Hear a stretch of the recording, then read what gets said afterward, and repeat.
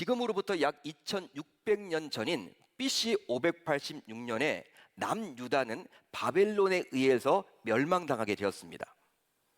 그 이후 바벨론은 남유다 백성들을 포로로 끌고 가게 되었는데요. 그것이 그 역사적으로 유명한 바빌론 유수예요. 아마 여러분 들어보셨을 거예요. 바빌론 유수. 그만큼 당시에 바벨론은 최고의 강국이었어요. 지금의 미국과도 같은 나라였어요. 그런데 그런 강국이었던 바벨론조차도 새롭게 일어났던 페르시아의 고레스 왕에 의해서 무너지게 됩니다. 페르시아 제국은 보통 바사 제국이라고 하는데 지금의 이란입니다. 중동에 가보면 이란이라는 나라가 있죠. 그 나라가 바로 성경에 나와 있는 이 페르시아 제국, 그 바사 제국이었어요.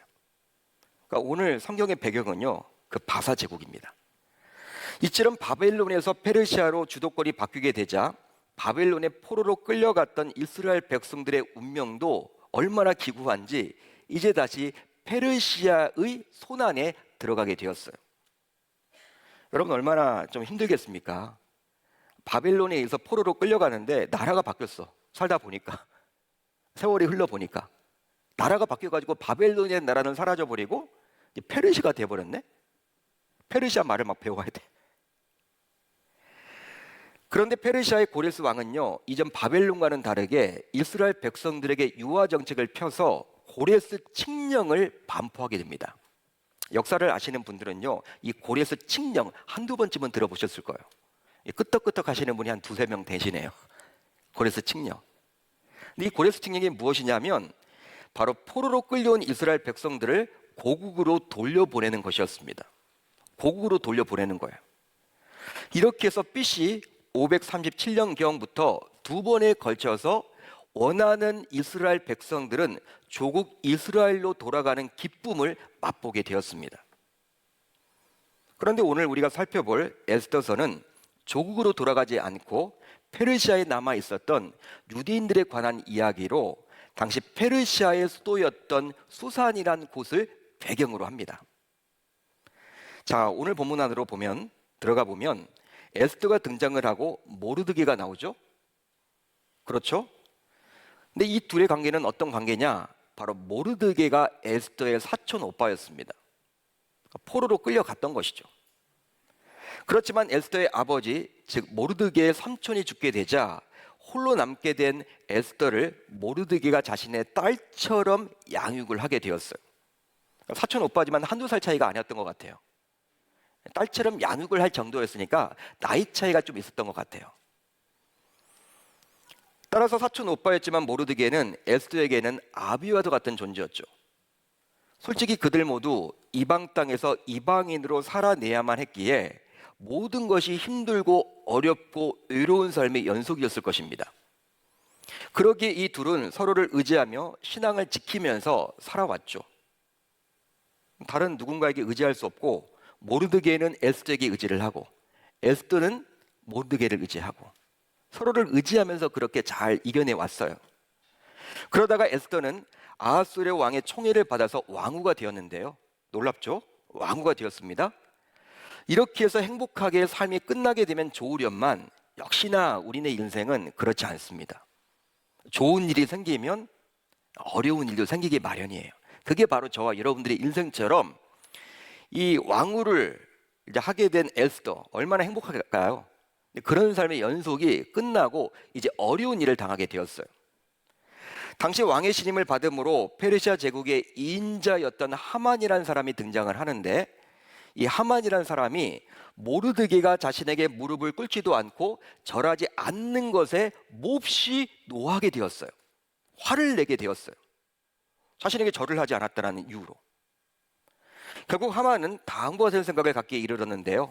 3장 6절을 한번 같이 읽어봅니다. 3장 6절 시작. 하만이 모르드게만 죽이는 것이 부족하다고 생각하고 아하수에로의 온 나라에 있는 유대인 곧 모르드게의 민족을 다 멸하고자 하더라. 페르시아 제국 내에 있는 모든 유다인들을 멸절시키려는 계획은 악한 간교의 임에는 틀림이 없습니다. 말이 되지 않는 거죠. 어떻게 다 죽입니까?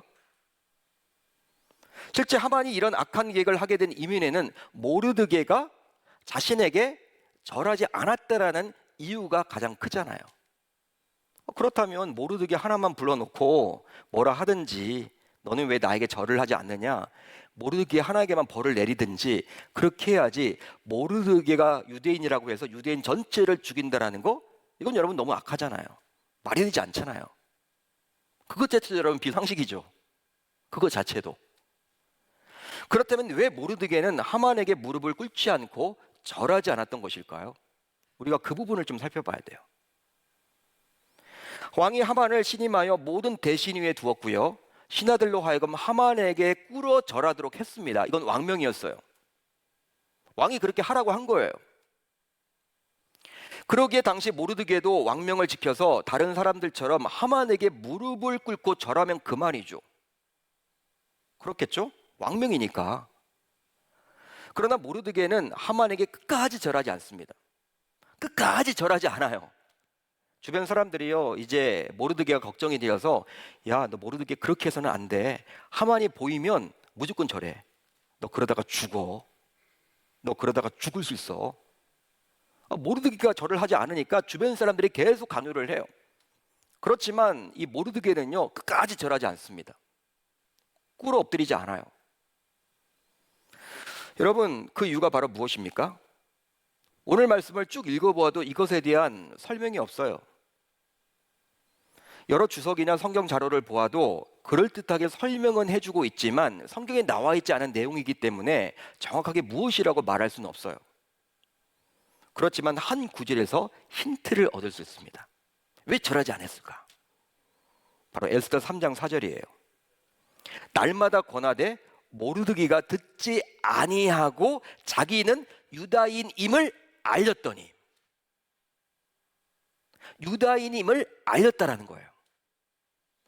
이 구절을 통해서 모르드게가 하만에게 무릎을 꿇고 절하지 않았던 이유에 대한 합리적인 추론을 해볼 수가 있겠죠. 합리적인 추론. 바로 모르드게가 하만에게 무릎을 꿇고 절하지 않았던 이유는 바로 그의 신앙과 관련이 있었기 때문입니다. 여러분, 유대인입니다 라고 하는 것은요, 나는 하나님을 믿습니다, 그거 같은 거예요. 당시 한마디로 하나님의 택한 백성으로서 신앙의 정체성을 지키기 위함이었습니다. 이것 때문에 절하지 않았던 거예요.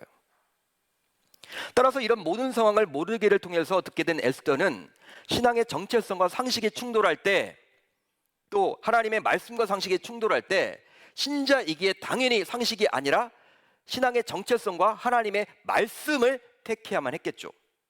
에스더가 하나님을 아니까, 신자이니까. 그러나 에스더는 어떻습니까? 상식을 운운하며 신앙의 정체성을 나 몰라라 했습니다. 나 몰라라 하고 말아요. 상식이 중요하다는 거예요. 법이 중요하다는 거예요. 세상 돌아가는 이치가 중요하다는 거예요. 하나님의 말씀보다도 신앙의 정체성보다도 그것이 우선이라는 거예요. 그렇다면 신자라면서도 신앙의 정체성 대신에 세상의 상식을 택하는 이유는 과연 무엇 때문일까요? 우리가 여러분 신앙생활을 하는 신자잖아요. 신자라는 것은 하나님의 말씀으로 살아내야 하는데 하나님의 말씀이 아니라 세상을 따라가는 이유가 과연 뭘까요? 즉 상식 앞에서 자신의 신앙의 정체성마저도, 말씀마저도 무너지게 만드는 신자의 나약함은 과연 무엇입니까? 몇 가지가 있습니다. 우선 자기중심적인 생각 때문이에요. 즉 이기심이에요. 이기심 때문입니다. 상식과 법규를 들이밀며 왕에게 나아갈 수 없다라고 단호하게 말하는 에스더에게 모르드게는 에스더의 마음속에 있는 이기심을 지적해 줍니다. 자, 오늘 본문 13절 하반절 이렇게 기록이 되어 있더라고요. 너는 왕궁에 있으니 모든 유다인 중에 홀로 목숨을 건지리라 생각하지 말라. 어떤 말입니까? 실제로 아마 에스더가 이런 생각을 했던 것 같아요. 야, 페르시아 제국에 있는 많은 유대인들, 모든 유대인들이 다 죽더라도 나는 왕궁 안에 왕비인데 누가 나를 건드려? 나는 유대인이지만 살 수 있을 거야. 그런 생각을 했던 거예요, 에스더가. 여러분, 그렇기 때문에 이런 에스더의 마음을 모를 리가 없었던 모르드게는요, 에스더가 신앙의 정체성을 나몰라라 하며 상식을 따르겠다라고 말하는 그 이면에 이런 이기심이 작동하고 있음을 대번에 알고 그 이기심을 드러내 줍니다. 야, 에스더, 너 그렇게 살면 안 돼. 너는 왕궁에 있기 때문에, 왕비기 때문에 우리가 다 죽더라도, 너희 동족이 다 죽더라도 너는 살 것이라고 이야기하는데 꿈 깨. 우리가 죽으면 너도 죽을 수밖에 없거든.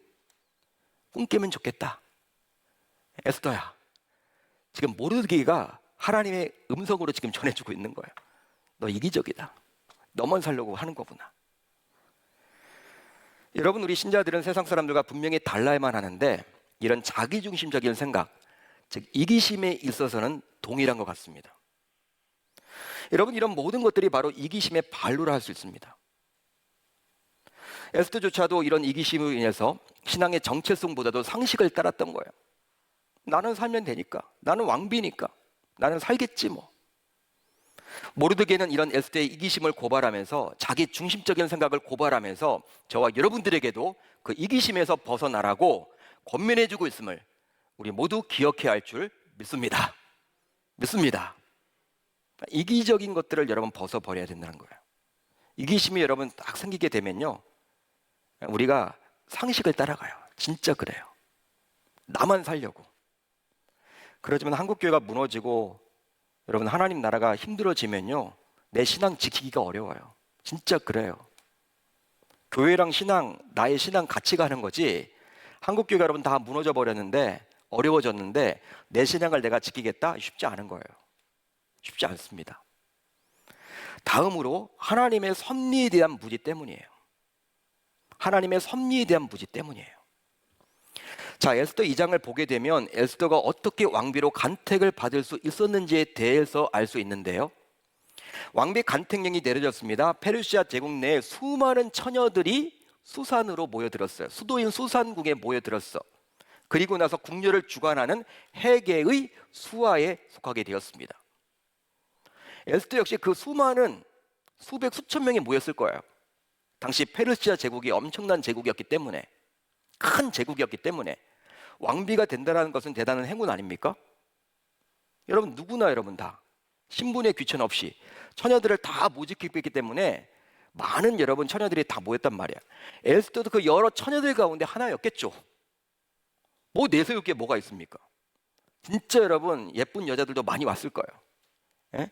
또 많이 배운 여자들도 많이 왔을 것이고, 인품도 좋고 집안도 여러분 좋은 분들이 다 많이 왔을 거란 말이에요. 근데 에스더 그 가운데 한 명일 뿐입니다. 그런데 다음의 말씀이 우리의 눈을 사로잡아요. 바로 2장 9절 상반절이죠. 해게가 이 처녀를 좋게 보고, 이 처녀라는 것은 바로 에스더예요. 에스더를 좋게 보고 은혜를 베풀어. 우리가 보는 개역개정으로 보게 되면 마치 궁녀를 담당했던 헬이라는 사람이, 해게라는 사람이 에스더에게 호의, 즉 은혜를 베푼 것처럼 보이나, 이 은혜라는 단어의 히브리어 원어를 보게 되면 하나님의 은혜를 뜻하는 헤세드라는 단어를 씁니다. 여러분 헤세드 들어보셨죠? 그 단어를 동일하게 쓰고 있어요. 따라서 수많은 처녀들 가운데 하나님께서 해게의 마음을 움직여서 유독 에스더에게 호의를 베풀고 관심을 갖도록 해주셨던 것이죠. 하나님께서 해주신 거예요. 왜? 왕비로 세우고자.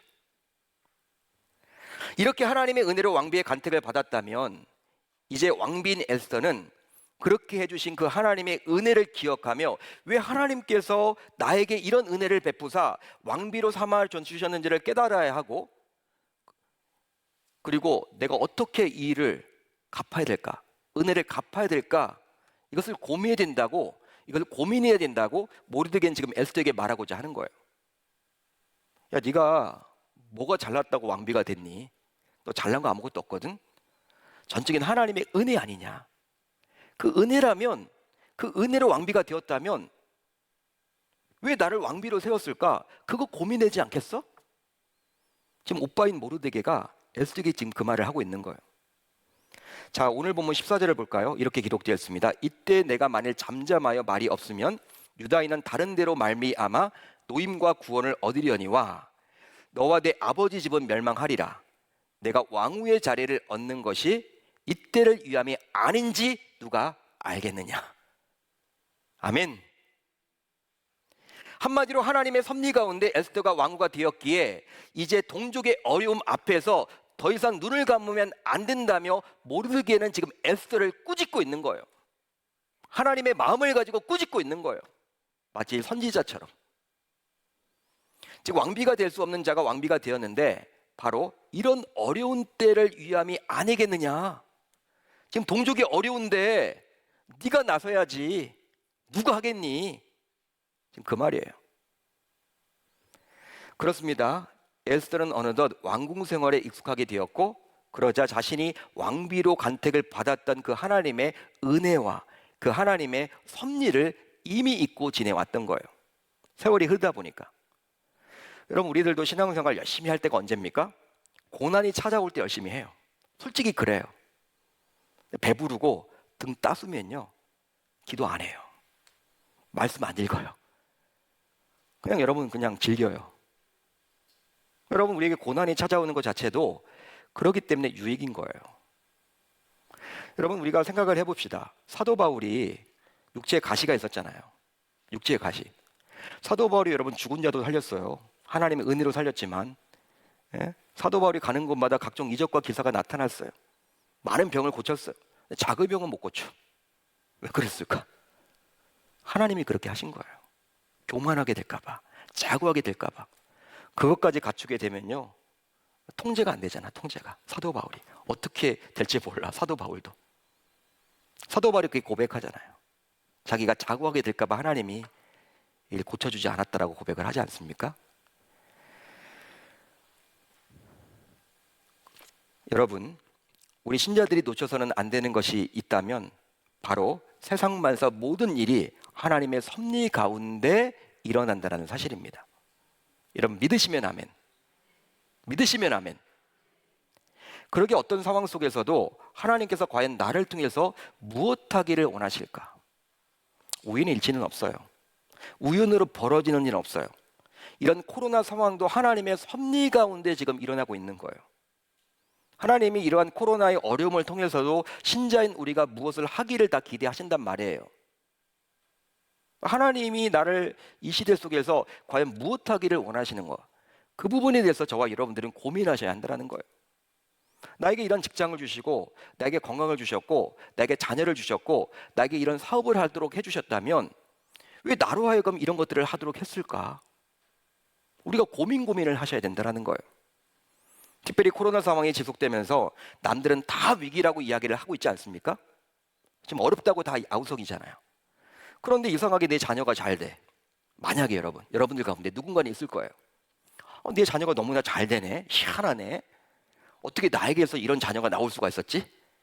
야, 이런 분이 있다면 또 사업도 평탄하게 잘 되고 직장도 염려할 만한 수준도 아니고 남들은 다 이제 구조조정 한다고 하는데 내 직장은 뭐 안정하고 뭐 그런 직장에 다니고 있고 또 밥 먹고 살아가는데 지장이 없이 살고 있다면 에스더처럼 자신의 삶에 안주하기보다는 혹시 이때를 위함이 아닌지 누가 알겠느냐라고 호소하고 있는 모르드게의 권면에 귀를 기울임으로 이런 상황 속에서 내가 교회를 위해서 또 하나님 나라를 위해서 과연 무엇을 해야만 할지 고민하고 실천에 옮겨야 할 줄 믿습니다.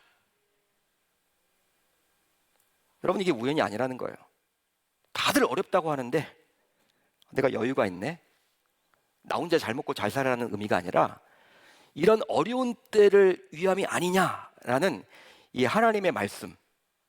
여러분 모르드게의 그러한 호소, 그걸 여러분들이 항상 기억해내야 한다는 거예요.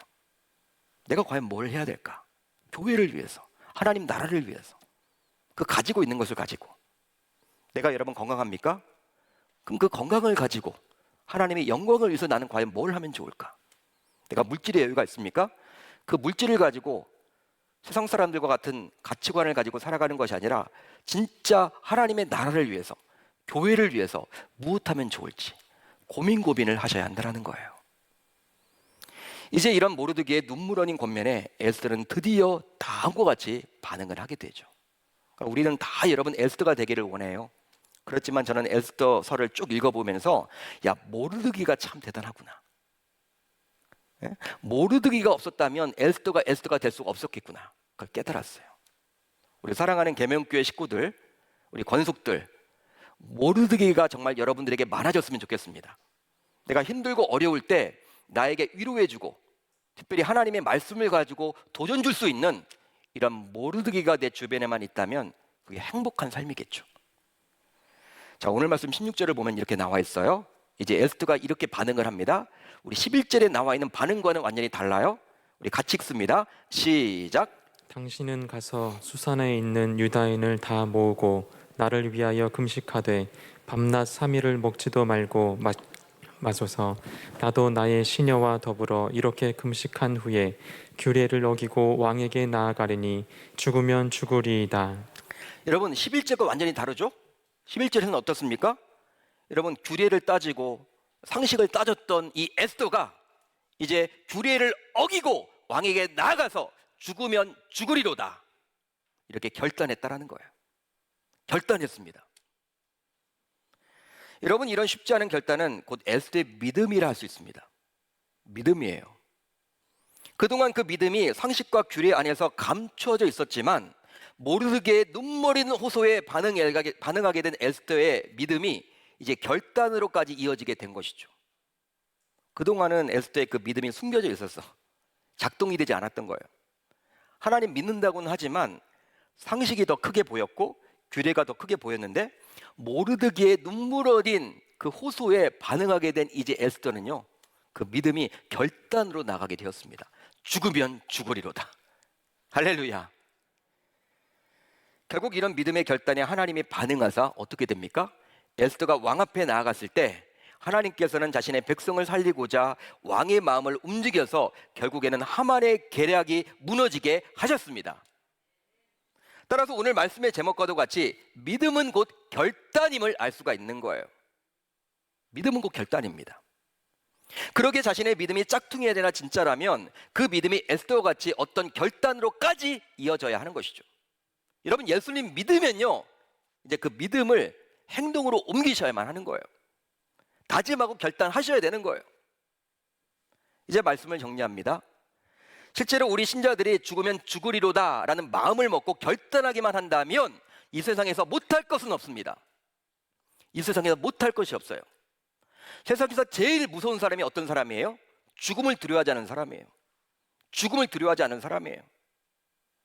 여러분 죽음이 두렵지 않은데 그 사람이 제일 무서운 사람이야. 달려드는데. 그런데 우리는 오늘 죽어도 천국에 가기에 더 이상 죽음이 두렵지 않죠.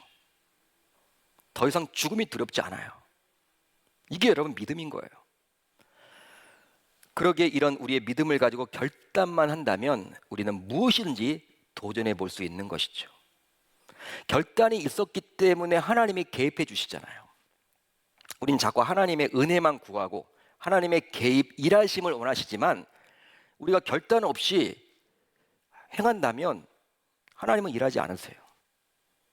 하나님은 에스더의 결단을 보고 이제 일하셨습니다.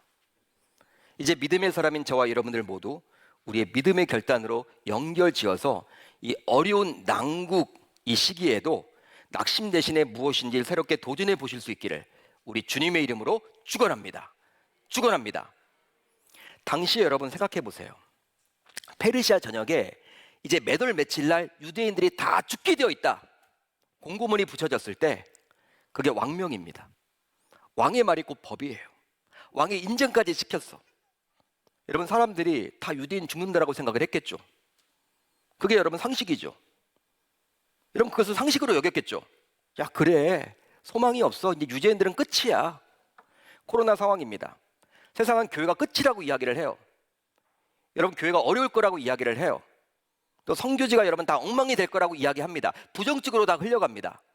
그러나 누군가 한 사람 에스더의 결단이 있을 때, 믿음의 결단이 있을 때 하나님은 그 에스더를 통해서 역사하사 놀라운 기적을 베풀어 주셨다라는 사실이에요. 여러분 지금도 마찬가지예요. 온갖 여러분 부정적인 이야기 우리가 들려지잖아요. 코로나 상황 속에서 사업이 힘들다, 어렵다, 안 된다, 어렵다, 힘들다. 여러분 계속 여러분 보세요. 언론 보세요. 다 안 된다라는 거야. 힘들다라는 거야. 어렵다라는 거야. 그렇지만 됩니다, 여러분. 내가 믿음으로 결단하기만 한다면 누가 역사하세요? 하나님이 역사해 주기 때문에 도전해 보시라는 거예요. 이번 한 주 힘들고 어려워도 믿음으로 결단하셔서 당당하게 도전해 보실 수 있기를 우리 주님의 이름으로 축원합니다.